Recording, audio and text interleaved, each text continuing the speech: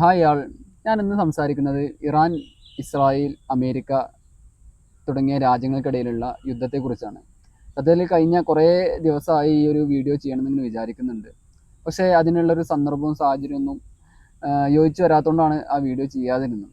Anyway, പണ്ട് ഞാൻ civil സർവീസൊക്കെ പഠിക്കുന്ന സമയത്ത് എൻ്റെ ഏറ്റവും ഫേവറേറ്റ് ആയിട്ടുള്ള ഒരു ടോപ്പിക്കായിരുന്നു ഈ ഇൻ്റർനാഷണൽ റിലേഷൻ, അന്താരാഷ്ട്ര ബന്ധങ്ങളും അന്താരാഷ്ട്ര സാഹചര്യങ്ങളൊക്കെ കുറിച്ചൊക്കെ സംസാരിക്കുക.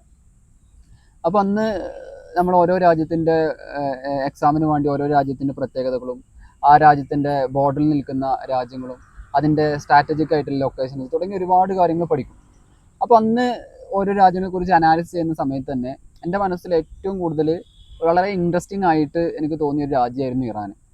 അപ്പോൾ ആ ഇറാൻ്റെ പ്രത്യേകതയും എന്തുകൊണ്ടാണ് ഫെബ്രുവരി 28 ആരംഭിച്ച യുദ്ധം ഇന്നും അത് പ്രധാനപ്പെട്ട നേതാക്കന്മാരൊക്കെ മരണപ്പെട്ടിട്ട് പോലും ഇന്നും ഇറാൻ്റെ കൺട്രോളിൽ തന്നെ നിലനിൽക്കുന്ന യുദ്ധമായി ഇത് മാറിയത് തുടങ്ങിയ കാര്യങ്ങളാണ് ഈ വിഷയത്തിൽ ഞാൻ സംസാരിക്കുന്നത്.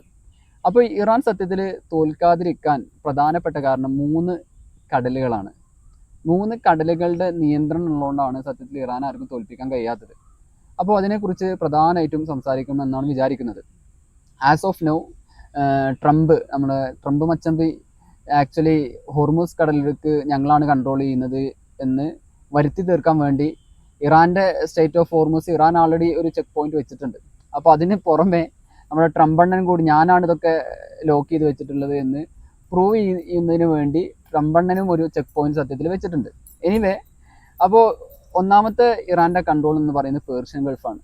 സത്യത്തിൽ ലോകത്തിൻ്റെ സെൻറ്റർ എന്ന് പറയാൻ പറ്റുന്ന ഒരു റീജിയനാണ് വെസ്റ്റ് ഏഷ്യ. ലോകത്ത് വെസ്റ്റ് ഏഷ്യയിൽ എന്ത് ഇമ്പാക്റ്റ് ഉണ്ടാക്കിയാലും അത് ഗ്ലോബൽ ഓർഡറിനെ, ഗ്ലോബൽ എക്കണോമിയൊക്കെ കാര്യമായിട്ട് ബാധിക്കുമെന്നതാണ് സത്യം. ഇപ്പോൾ ഫോർ എക്സാമ്പിൾ ഞാൻ പറയുകയാണെങ്കിൽ, ഇപ്പോൾ നമ്മൾ റീസെൻ്റ് ആണ് വെനസ്വേലയിൽ വെച്ച് പ്രസിഡന്റ് മദുറോനെ അമേരിക്ക ഒരു സൈനിക ഓപ്പറേഷൻസിലൂടെ വളരെ കൃത്യമായി മദുറോനെ കിഡ്നാപ്പ് ചെയ്ത് അമേരിക്കയിലെ ജയിലിലേക്ക് കൊണ്ടുപോയത്. ഒരു രാജ്യത്തിൻ്റെ തലവനെയാണ് അമേരിക്കയുടെ പട്ടാളം അല്ലെങ്കിൽ അമേരിക്കയുടെ ട്രംപിൻ്റെ നിർദ്ദേശപ്രകാരം കൊണ്ടുപോയത്.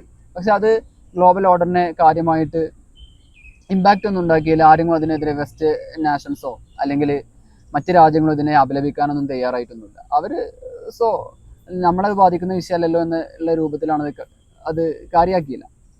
പക്ഷെ ഇറാനിൽ ആദ്യമായിട്ട് ഒരു സ്ട്രൈക്ക് നടത്തിയ സമയം മുതൽ തന്നെ പല രാജ്യങ്ങളും ഇതിനെ എതിർക്കാനും ഇതിനെ അപലപിക്കാനും ഇത് ശരിയല്ല എന്ന് പറയാനൊക്കെ രംഗത്ത് വന്നത് മാത്രമല്ല, ഇറാൻ ഫെബ്രുവരി 28 ആദ്യത്തെ ആക്രമണം ഇറാനിൽ നടന്ന തൊട്ടുടനെ തന്നെ തൊട്ടടുത്തുള്ള റീജിയനിലേക്ക് എല്ലാ സ്ഥലങ്ങളിലേക്കും ഇറാൻ ഒരു തിരിച്ചാക്രമണം നടത്തുകയും ചെയ്തിട്ടുണ്ടായിരുന്നു.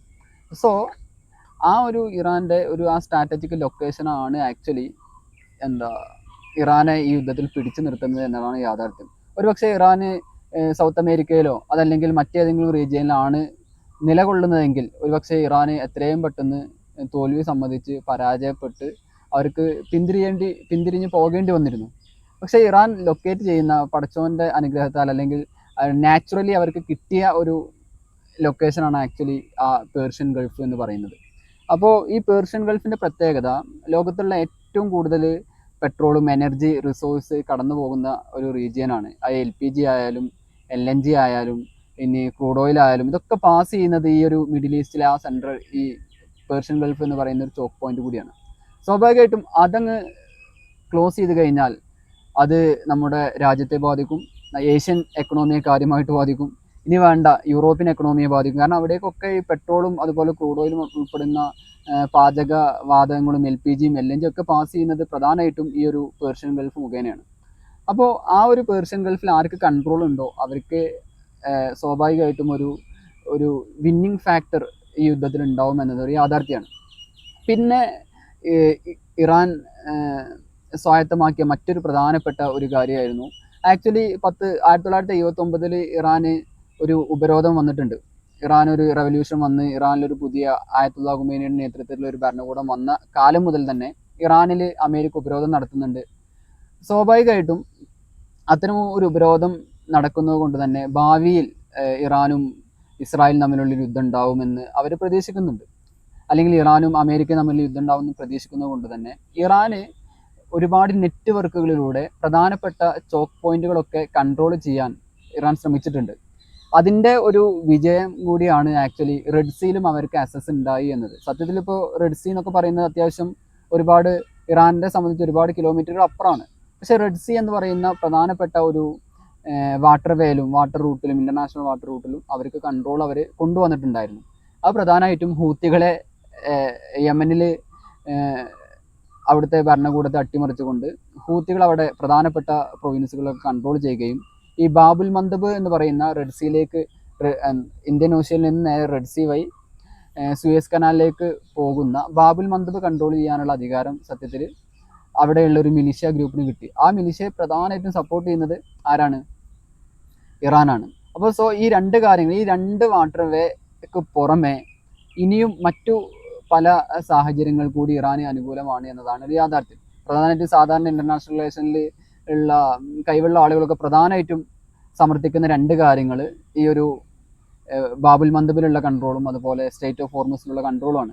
സ്ട്രേറ്റ് ഓഫ് ഹോർമുസ് എന്ന് പറഞ്ഞാൽ ഇപ്പോൾ ഉദാഹരണത്തിന് LPG 20% ഗ്ലോബലി സപ്ലൈ ചെയ്യുന്നത് ഖത്തറാണ്. ഖത്തറിന് സപ്ലൈ ചെയ്യുന്നുണ്ടെങ്കിൽ ഈ സ്ട്രേറ്റ് ഓഫ് ഹോർമുസിലൂടെ മൂവ് ചെയ്യല്ലാതെ മറ്റൊരു ഓപ്ഷനേ ഇല്ല. അത് അവർക്ക് വളരെ സിമ്പിളായിട്ട് അവർക്ക് കൺട്രോൾ ചെയ്യാൻ പറ്റും എന്നുള്ള യാഥാർത്ഥ്യം. പക്ഷേ ഞാൻ പറയുന്നത് സ്ട്രേറ്റ് ഓഫ് ഹോർമുസോ അതല്ലെങ്കിൽ ബാബുൽ മന്ദബിലുള്ള കൺട്രോളോ മാത്രമല്ല സത്യത്തിൽ ഇറാനെ ഈ യുദ്ധത്തിൽ പിടിച്ചെടുക്കുന്നത്. കാരണം ഇറാന് മറ്റ് രാജ്യങ്ങളിൽ നിന്ന് സപ്പോർട്ട് കിട്ടുന്നുണ്ട്. പ്രധാനമായിട്ടും ചൈനയിൽ നിന്ന് സപ്പോർട്ട് കിട്ടുന്നുണ്ട്, റഷ്യയിൽ നിന്ന് സപ്പോർട്ട് കിട്ടുന്നുണ്ട്. അപ്പോൾ നമ്മൾ ഈ യുദ്ധത്തെ ഓവറോൾ അനാലിസ് ചെയ്യുന്ന സമയത്ത് എങ്ങനെയാണൊരു സപ്പോർട്ട് മെക്കാനിസം എങ്ങനെയാണ് വർക്ക് ചെയ്യുക? രണ്ട് രൂപത്തിലുള്ള സപ്പോർട്ട് നമുക്ക് കൊടുക്കാൻ പറ്റും. ഒന്ന് ഫിസിക്കലായിട്ടുള്ള സപ്പോർട്ട് കൊടുക്കാം. രണ്ട് ഫിസിക്കൽ അല്ലാതെ സാറ്റലൈറ്റ് അതുപോലെ റഡാർ സംവിധാനങ്ങൾ ഉപയോഗിച്ചുകൊണ്ട് മറ്റ് രാജ്യങ്ങളിൽ നിന്ന് ഓപ്പറേറ്റ് ചെയ്യാനുള്ള സാറ്റലൈറ്റ് സഹായങ്ങളും ചെയ്തു കൊടുക്കാൻ പറ്റും. ആക്ച്വലി ചൈന ചെയ്യുന്നത് ഈ സാറ്റലൈറ്റ് വഴിയുള്ള സഹായങ്ങളാണ് ചെയ്യുന്നത്. ഇപ്പോൾ ഒമാൻ്റെ ഭാഗത്ത് ചൈനയുടെ ചാരക്കപ്പൽ നിൽക്കുന്നതെന്നും അവിടെ അമേരിക്കയുടെ പ്രധാനപ്പെട്ട എവിടേക്കാണ് അമേരിക്കയുടെ കപ്പലുകൾ നിൽക്കുന്നത്, അതുപോലെ മിഡിൽ ഈസ്റ്റിലെ എവിടേക്കാണ് അമേരിക്കയുടെ ബേസുകൾ ഉള്ളതെന്നൊക്കെ വിവരങ്ങൾ ഇറാന് കൈമാറുന്നത് ചൈനയുടെയും റഷ്യയുടെയും ചാരക്കപ്പലുകളൊക്കെയാണ് എന്നാണ് പറയപ്പെടുന്നത്. അതിന് പുറമെ ഇറാൻ്റെ ഏറ്റവും പ്രധാനപ്പെട്ട, ഞാൻ നേരത്തെ പറഞ്ഞ പോലെ ഒരു സ്ട്രാറ്റജിക് ലൊക്കേഷൻസിലാണ് ആക്ച്വലി ഇറാൻ നിൽക്കുന്നത്. അപ്പോൾ അതിൽ മറ്റൊരു പ്രധാനപ്പെട്ട ഒരു സീയിലേക്ക് കൂടുതൽ ആക്സസ് ആക്ച്വലി ഇറാൻ ഉണ്ട്. അതാണ് കാസ്പിയൻ സീ. നമ്മൾ ലോകത്ത് ഒരുപാട് സീ നമ്മൾ കടലുകളെ കുറിച്ചൊക്കെ പഠിച്ചിട്ടുണ്ടാകും. കാസ്പിയൻ സീ ഉണ്ട്, ബ്ലാക്ക് സീ ഉണ്ട്, അറ്റ്ലാന്റിക് ഓഷ്യൻ ഉണ്ട്, ഇന്ത്യൻ ഓഷ്യൻ ഉണ്ട്, പസഫിക് ഓഷ്യൻ ഉണ്ട്. ഇങ്ങനെ ഒരുപാട് കടലുകളുണ്ട്. ഈ മിക്ക കടലുകളിലുമുള്ള കൺട്രോൾ ഭാഗികമായിട്ടോ സമ്പൂർണ്ണമായിട്ടുള്ള കൺട്രോൾ ആക്ച്വലി US-നുണ്ട് എന്നതാണ് യാഥാർത്ഥ്യം. ഇപ്പോൾ പസഫിക് ഓഷ്യൻ എടുക്കുകയാണെന്നുണ്ടെങ്കിൽ US-ൻ്റെ പ്രധാനപ്പെട്ട പങ്കാളികളായ ആൾക്കാരാണ് ജപ്പാൻ, അതുപോലെ സൗത്ത് കൊറിയ, അതുപോലെ ഓസ്ട്രേലിയനോട് ന്യൂസിലാൻഡിനോടൊക്കെ വളരെ നല്ല റിലേഷനാണ് ഉള്ളത്.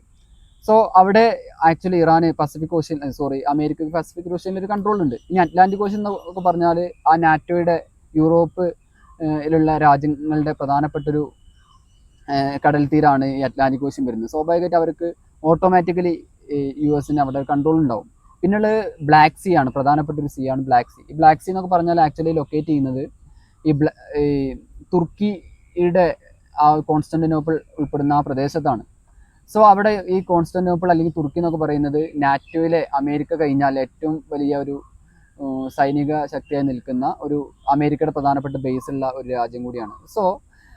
അപ്പോൾ അവിടെയും സ്വാഭാവികമായിട്ട് അമേരിക്കക്ക് ഒരു കൺട്രോൾ ഉണ്ടാവും.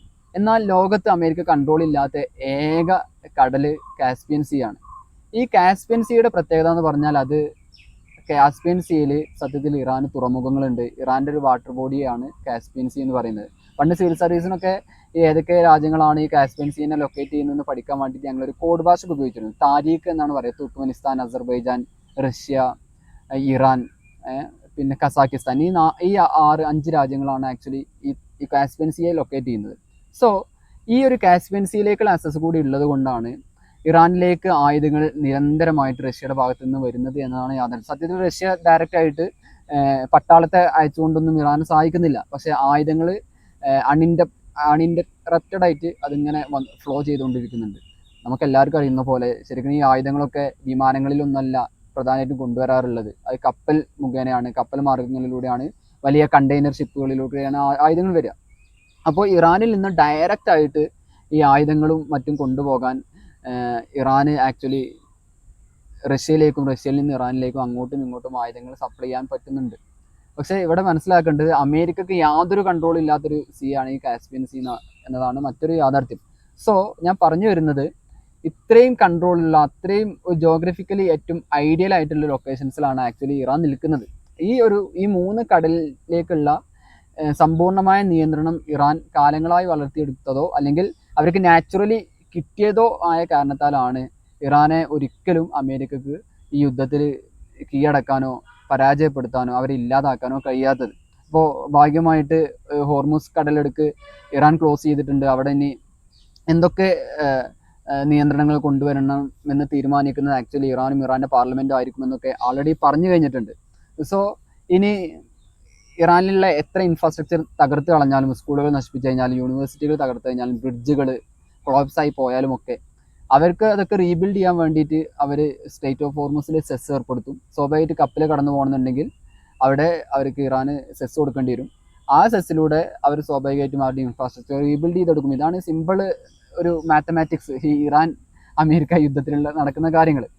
സോ ഇനി ട്രംപണ്ണൻ പറയുന്നത് പോലെ ആ ഹോർമുസ് കടലിടുക്കിൽ കുറച്ച് ഇറാൻ്റെ കൺട്രോളിൽ നിന്ന് മാറി കുറച്ച് താഴെ ഞങ്ങളും ഒരു ചെക്ക് പോയിന്റ് വെക്കുകയാണ്, ഇവിടെ ഇതിലൂടെ മറ്റൊരു കപ്പലുകൾക്കും സഞ്ചരിക്കാൻ പറ്റൂല എന്നൊക്കെ പറഞ്ഞാലും അത് എത്രത്തോളം നടപ്പിൽ വരുത്താൻ കഴിയുമെന്നതിനെ കുറിച്ചൊക്കെ വലിയ ആശങ്കയുണ്ട്. കാരണം അത് ട്രംപ് ഭരണകൂടത്തിനോട് നടപ്പിലാക്കാൻ കഴിയില്ല. അതിൻ്റെ പ്രധാനപ്പെട്ട കാരണം എന്ന് പറഞ്ഞാൽ അതിലൂടെ ഈ ക്രൂഡ് ഓയിലും പെട്രോളിയം LPG യും LNG യും അങ്ങനെയുള്ള എല്ലാ പ്രകൃതി വാതകങ്ങൾ കൈമാറ്റം ചെയ്യപ്പെടുന്ന രാജ്യങ്ങൾ പ്രധാനമായിട്ടും Saudi Arabia, Bahrain, Qatar, UAE തുടങ്ങിയ രാജ്യങ്ങളാണ്. ഇവരൊക്കെ അമേരിക്കയുടെ ഏറ്റവും പ്രിയപ്പെട്ട സുഹൃത്ത് രാഷ്ട്രങ്ങളാണ്. അപ്പോൾ അവരുടെ കപ്പലുകളൊക്കെ തടഞ്ഞു വെക്കാനോ നിയന്ത്രിക്കാനോ ഒന്നും ആക്ച്വലി അമേരിക്ക കഴിയില്ല. അപ്പോൾ ഭാഗികമായിട്ട് ഞങ്ങളും ഒരു ചെക്ക് പോയിന്റ് വെച്ച് നമ്മളൊരു ചെസ്സിലൊക്കെ ചെക്ക് വെക്കുന്നത് പോലെ ഒരു ചെക്ക് വെച്ച് എന്നതിനപ്പുറം ഇത് സമ്പൂർണ്ണമായിട്ടും ഒരു കൺട്രോളിലാക്കാൻ അമേരിക്ക കഴിയില്ല. അതുകൊണ്ട് ഈ യുദ്ധം ഒരു പക്ഷേ നമ്മുടെ എക്കണോമിയെ, നമ്മുടെ രാജ്യത്തിൻ്റെ എക്കണോമിയെ കാര്യമായിട്ട് ബാധിക്കാൻ സാധ്യതയുണ്ട്. കാരണം നമ്മുടെ രാജ്യം ഒരു 80% ക്രൂഡ് ഓയിലും പെട്രോളിയം ഒക്കെ ഇറക്കുമതി ചെയ്യുന്ന രാജ്യമാണ്. സ്വാഭാവികമായിട്ടും ക്രൂഡ് ഓയിലിൻ്റെ സപ്ലൈ ലിമിറ്റഡ് ആയി കഴിഞ്ഞാൽ ഡിമാൻഡ് കൂടും, ഡിമാൻഡ് കൂടിക്കഴിഞ്ഞാൽ വില കൂടും. സോ അത് നമ്മുടെ എക്കണോമിയെ കാര്യമായിട്ട് ബാധിക്കാൻ സാധ്യതയുണ്ട്. ഇപ്പോൾ ആൾറെഡി 106 രൂപയൊക്കെയാണ് പെട്രോളിനും ഡീസലിനും എന്നൊക്കെയാണ്, എബോവ് 100 ആയിട്ടുണ്ട്.